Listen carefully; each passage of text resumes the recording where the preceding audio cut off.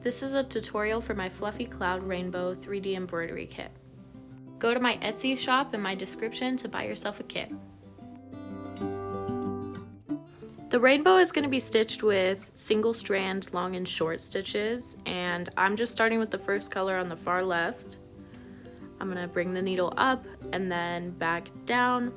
I decide the length. I could make it a little bit longer, a little bit shorter, but all the stitches that I'm going to be making are going to vary in length. So I don't necessarily have to stitch right next to it for the next stitch. You can see I'm kind of deciding. I decided to go a little bit to the right, and I made a stitch that was longer. So they're not right next to each other. They're not perfectly uniform, but I will have to make this entire row before I move to the next row. You can see I'm going a little bit shorter on this stitch, and that's basically what you want to do. You just want to vary the length. You don't want the holes to be right next to each other. So I am going to speed this up a little bit for this first row of stitches because I think you kind of get the gist of it. We're just filling in the shape, making a row of long and short stitches.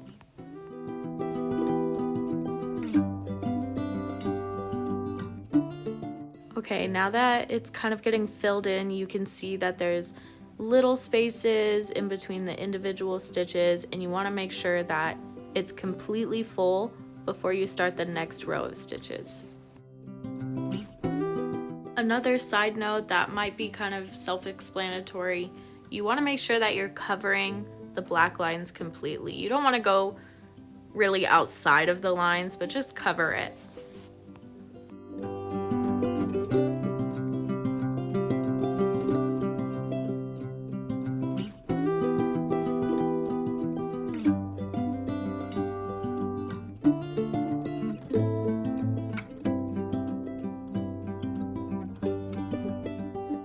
Okay, so now the first row of stitches is done and we're starting the second. I like to start a thread length away and just bring the needle up through the fabric and down through the previous stitches. It's not going to be perfectly vertical because we are stitching an arc, but we just do our best to follow the shape that the outline has given us. And we continue by doing basically the same kind of pattern as before. Varying length stitches, they're not perfectly straight across at the top or the bottom, and we get a kind of pretty seamless look. Again, I usually don't do the stitches right next to each other initially, but I always make sure to go back through and fill in any areas that you can see the fabric through before I go on to the next row of stitches.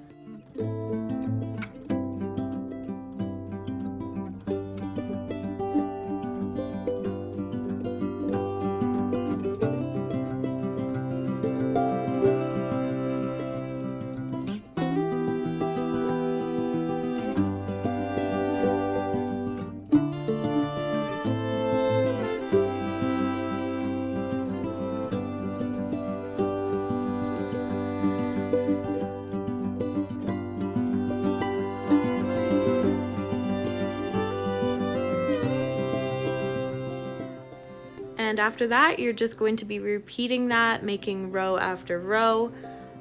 With this purple and with all the other colors, I'm gonna go almost to the end of the rainbow, but I obviously can't stitch that close to the wood, so we will be adjusting that, and you can skip ahead and see that part if you'd like.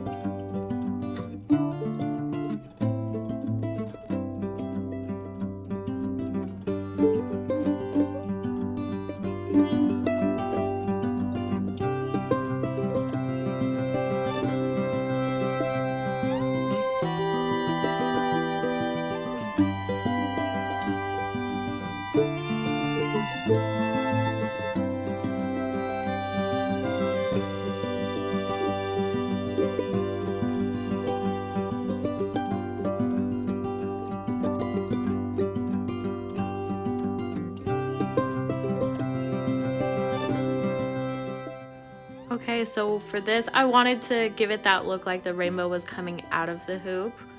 So I'm just readjusting it and stitching all the way to the end.